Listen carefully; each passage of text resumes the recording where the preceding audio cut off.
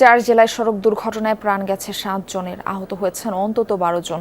ভোরে নীলফামারী কিশোরগঞ্জের শালটিবাড়ি এলাকায় মাইক্রোবাস খাদে পড়ে নিহত হয় এক শিশুসহ 2 জন। স্থানীয়রা জানায়, বিয়ের আনুষ্ঠানিকতা শেষে 16 জন বরযাত্রী নিয়ে খুগিপাড়া থেকে বন্দরপাড়ায় ফিরছিল মাইক্রোবাসটি।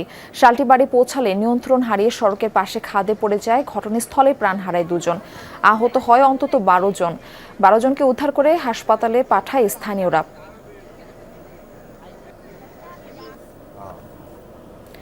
এদিকে শেরপুরের নালিতাবাড়িতে সড়ক দুর্ঘটনায় অটোরিকশা চালক ও এক যাত্রীর মৃত্যু হয়েছে। ভোরে শেরপুর নালিতাবাড়ি সড়কের চেল্লাখালী এলাকায় এই দুর্ঘটনা ঘটে। পুলিশ জানায়, শহীদুল ইসলাম ঢাকা থেকে নালিতাবাড়ি শহরে পৌঁছান। সেখান থেকে অটোরিকশা চালক কামরুল হোসেনকে ভাড়া করে পাঁচগাঁও সাগরদী কৃষ্ণপট্টিতে তার শ্বশুর বাড়িতে উদ্দেশ্যে রওনা দেন। পরে চেল্লাখালী এলাকায় বাঘবের ইউনিয়ন পরিষদের সামনে পৌঁছালে অটোরিকশাটি নিয়ন্ত্রণ হারিয়ে দুর্ঘটনার শিকার হয়। এতে ঘটনাস্থলে মৃত্যু হয় তাদের। এছাড়া নরসিংদীতে পরীক্ষা শেষে বাড়ি ফেরার পথে পিকআপ ভ্যানের সাথে মোটরসাইকেল সংঘর্ষে 2 এইচএসসি পরীক্ষার্থী নিহত ও নোয়াখালীর বেগমগঞ্জে ট্রাক চাপায় প্রাণ গেছে এক কৃষি কর্মকর্তার।